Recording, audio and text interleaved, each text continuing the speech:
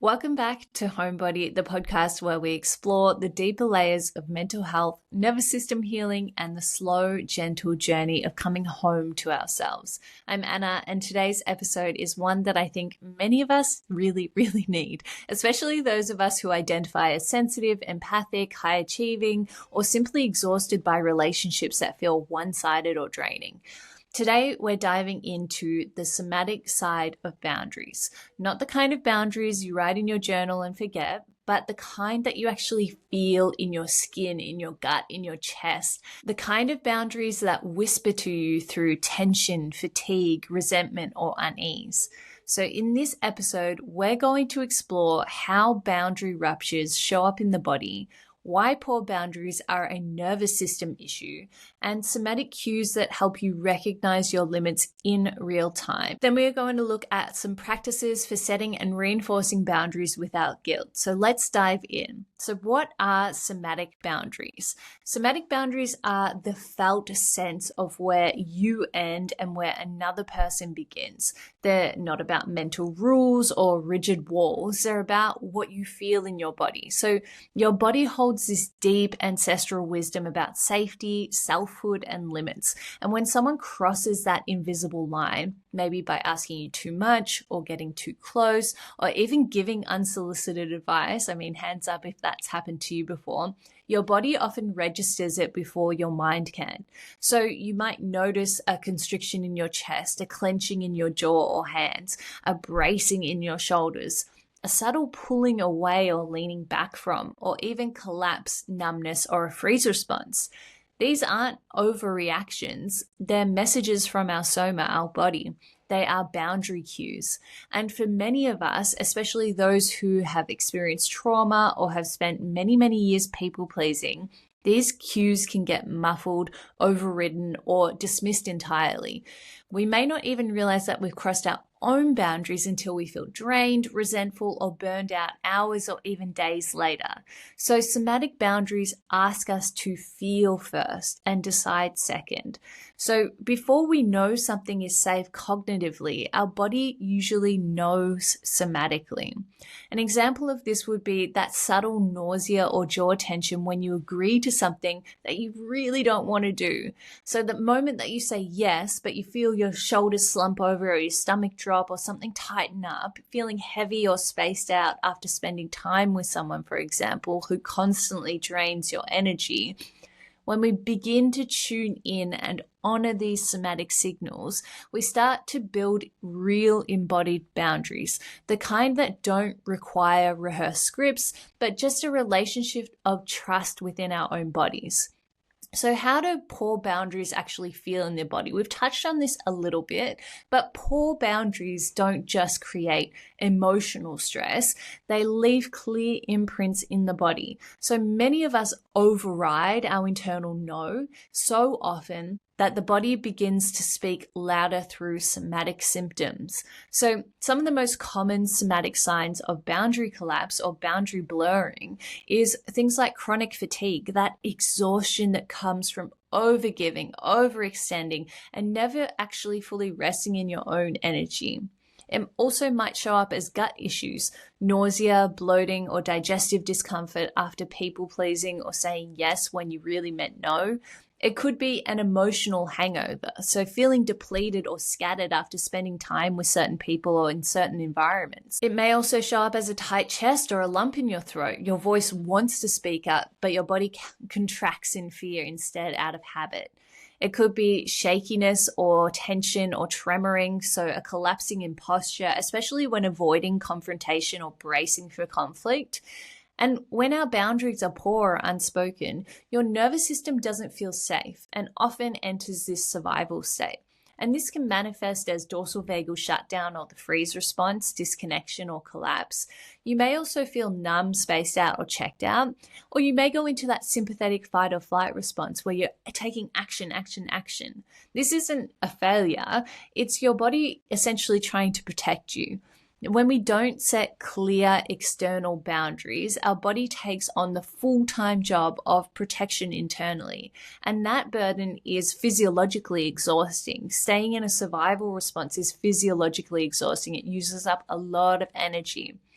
So these symptoms that you're experiencing, they're not random. They're your body's way of waving a red flag and saying something here isn't quite right. Something's going wrong here. And I want you to reflect for a moment, just to take a pause when you are, think about back to a time when you said yes when you really meant no. What sensations show up in your body when you override your own personal wisdom? What sensations show up in your body when you override yourself? And just think on that for a moment. Maybe hit pause on this episode and have a little bit of a journal. But I want to talk about why boundaries are a nervous system issue. They're not just this cognitive, spiritual, emotional thing that we do. They're actually something that we feel. So they're not just about saying no. They are actually about how safe we feel enough to say no. And that makes them a real nervous system issue, right? So let's break that down a little bit more.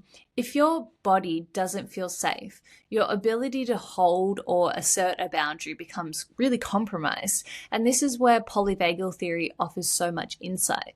So according to Dr. Stephen Porges, our autonomic nervous system is continuously scanning our environment for cues of safety or danger. And this is what we call neuroception. And when we feel safe, we access what is called the ventral vagal state, the part of the nervous system where we can be calm, assertive, and connected. From this state, boundaries feel really accessible, right? Because we feel safe enough to express ourselves in a way that is most authentic.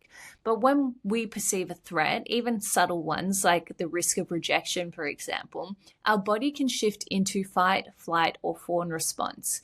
And in the fawn response, which is especially common amongst trauma survivors, we abandon our own needs in favor of appeasing others.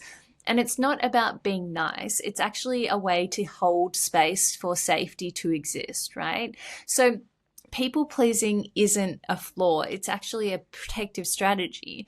And the difficulty is that trauma often wires us to prioritize connection over protection, especially if you grew up in environments where love was conditional or boundaries were punished. Your system learned that it's safer to comply than to risk disconnection from those around you. Because we are primal creatures, being disconnected from these familial systems or societal systems means sure death back in primal times, that we will do anything to create connection where we can in order to survive.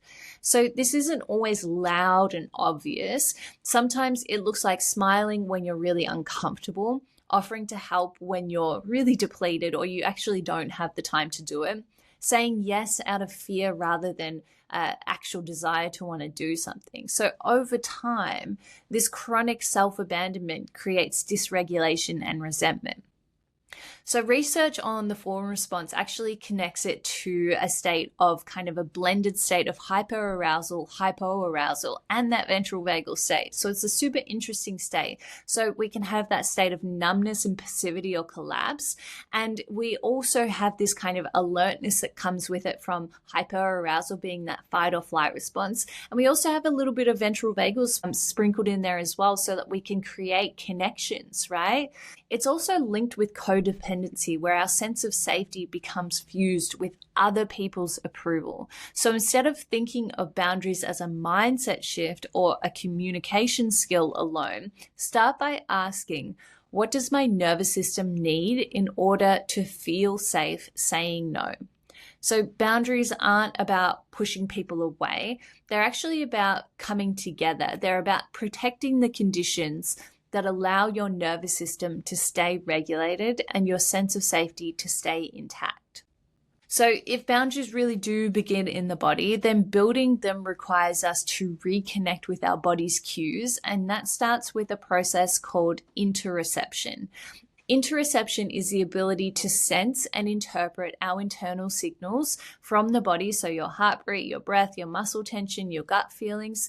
And the reason why interoceptive capacity is so important is because your body is constantly giving you feedback about what feels okay, what feels like too much, and what feels just right. But if you have spent years overriding those signals through people-pleasing, perfectionism, or dissociation, It takes time and practice to learn how to listen to those body signals again accurately. Here are some somatic awareness exercises to start to begin to tune back into our body. We can do simple things like body scans, so slowly bringing attention to each area of your body, starting at your feet and moving all the way up to the tip of your head, and just noticing any tension, sensation, numbness, or ease. And you can ask yourself as you're doing this gentle body scan, where am I holding on? Where do I feel open? We can also use something called sensation tracking. So this is what, when you're in a conversation or making a decision, we can actually pause to check in what's happening in my stomach, what's happening in my chest, what's happening in my jaw. Is there a pull toward or a pull away? Is there expansion or contraction? We can also use touch, so using our own hands to check in with our body. So placing your hand on a part of your body, whether it's your heart or your belly or wherever feels most intuitive for you, and asking yourself, what's here right now? Let your attention rest on any sensations or emotions that arise without needing to fix or change them, right? So it's just this mindful practice of understanding what's actually happening beneath the surface. We can also use something called the traffic light system, which has red, yellow, and green. So green is I feel calm, grounded, open. This is safety. Yellow is I feel unsure, a bit tense or conflicted. This may need more information or boundaries around. Or red is I feel completely overwhelmed, tight, panicked, or shut down. This likely requires a clear no or exit regulation. So this traffic light system gives you a quick and accessible way to assess your internal state without needing to actually intellectualize it.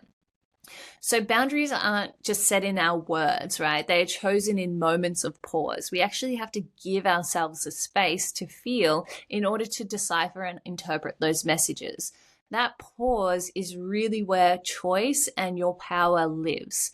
So when I think about saying yes, and this is kind of like a mini script that you can utilize, when I think about saying yes to this, do I feel expanded or compressed?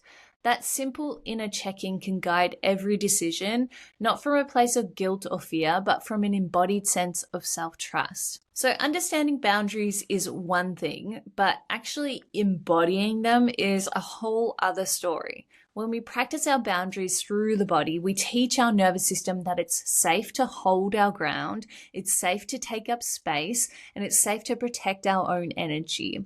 So here are some embodied boundary practices that can help you build that inner sense of strength and self-containment. So one thing that I really love to do is arm pressing. So standing with your hands either firmly pressed into a wall or into your thighs while seated can really give you that kind of sense of containment, the sense of the edge of your own body. So feeling the strength in your muscles, feeling your spine support you. This simple act of resistance reinforces your right to take up space and hold your position. Another beautiful embodied practice is grounding through the feet. So if you're making decisions, make sure your feet are firmly planted on the ground. Notice that contact between your soles and the floor. Imagine roots extending downward. This brings the body into the present moment and reminds you that you are supported. Another beautiful practice is voice activation. Practice softly but firmly saying no out loud. You might do this alone at first, repeating, "No, thank you. That doesn't work for me. I'm not available for that." This conditions your nervous system to tolerate and embody your voice, especially if it's been silenced in the past.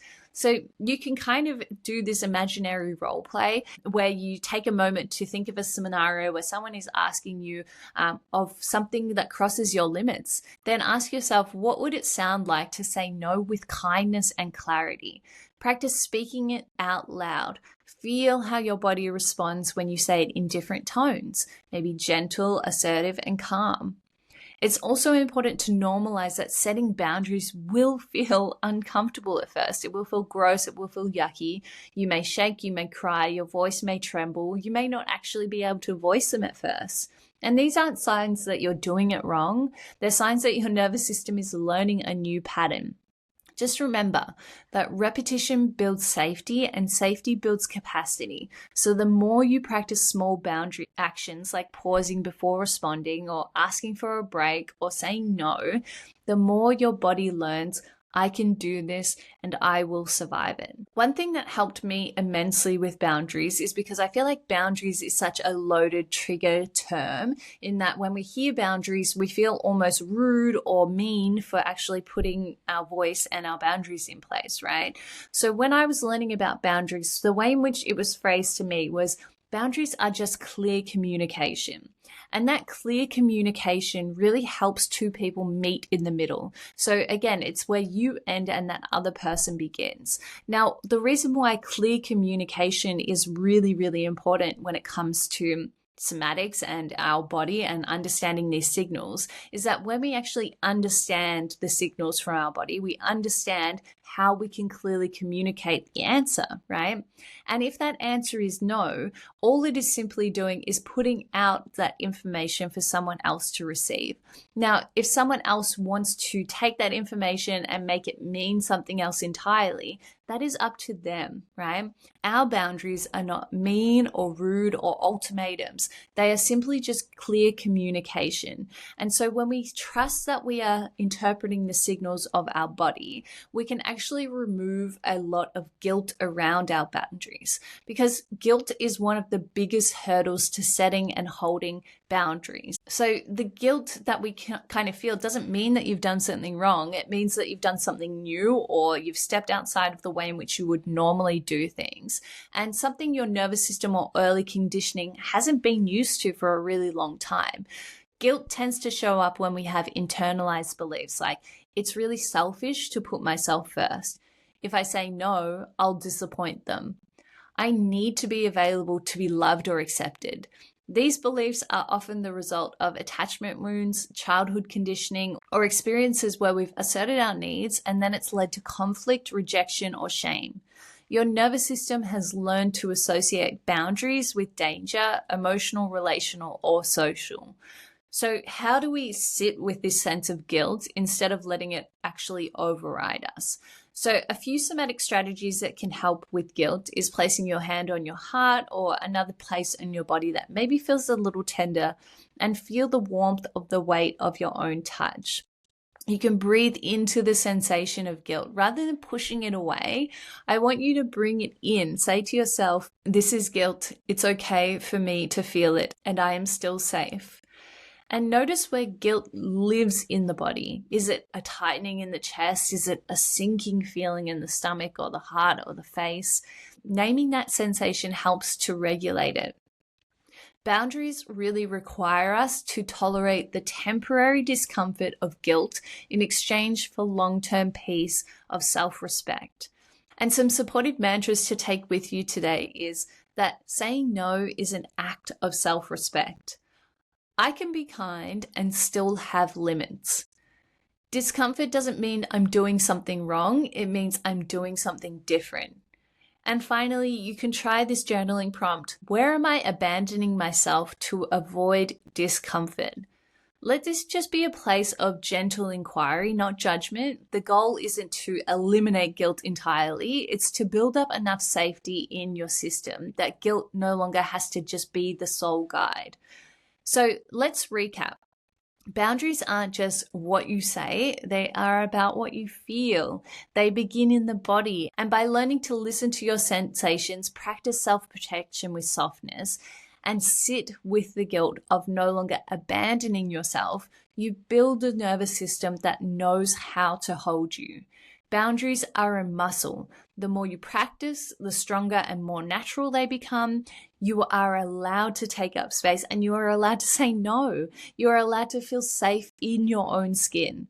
So if this episode resonated with you, I'd love to hear what it brought up. Share it with a friend and come find me on Instagram at Anna the Anxiety Coach. And I have actually made a worksheet for you to take away to download for free, the Somatic Side of Boundaries worksheet. So you can find the link in the show notes below as well to download your free Somatic Side of Boundaries worksheet as well. Until next time, go gently.